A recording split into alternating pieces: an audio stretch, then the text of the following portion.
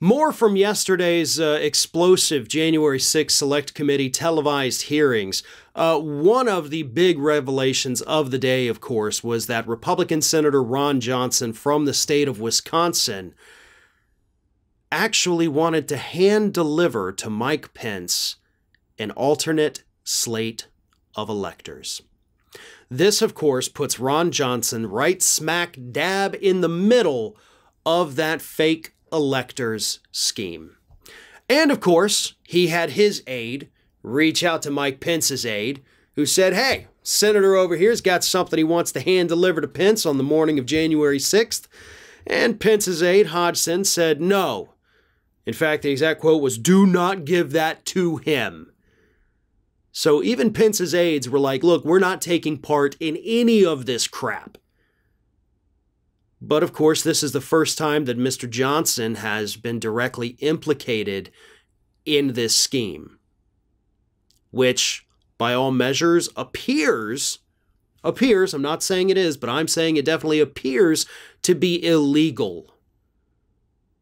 Now, what's also interesting about this is that we have had other members of the House implicated in these schemes. In fact, just yesterday, we had more people implicated in the scheme from the House of Representatives. We had Andy Biggs and Jim Jordan, who's already been implicated. Now he's implicated even further. But Andy Biggs, of course, was calling officials in Arizona, trying to get them to go forward with an alternate slate of electors. Jim Jordan, of course. But Johnson's the first from the Senate. The first from the Senate that we actually have confirmation of being involved with this scheme. You know, it looks a hell of a lot to me like conspiracy. Conspiracy to defraud the United States of America. Conspiracy to defraud, Congress. Conspiracy against the Electoral College Vote Act. All of these individuals could and should, in my opinion, be brought up on these charges. And to make it really easy for prosecutors, go ahead and aim for racketeering. We already know that there were lots of different players doing similar actions across the country. It would be a heck of a lot easier for prosecutors to move forward with racketeering charges, lump them all into one, and then be able to secure a solid prosecution off of that.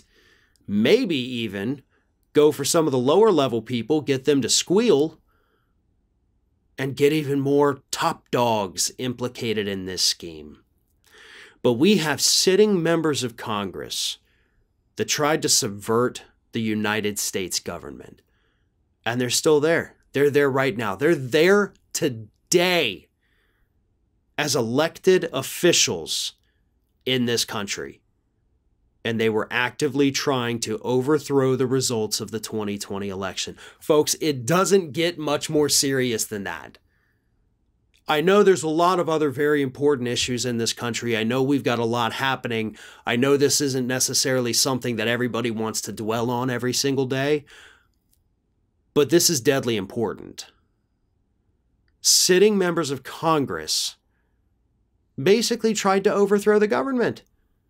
When you look at what they did, right? The Biden administration, the president-elect, was considered the incoming government, and they tried to overthrow it before it could even happen. And they're still sitting in office, having not faced a single consequence for their actions today. This is Hattie. Hattie wants to know why you have not subscribed to our channel. You obviously like our videos, so do us a favor and subscribe.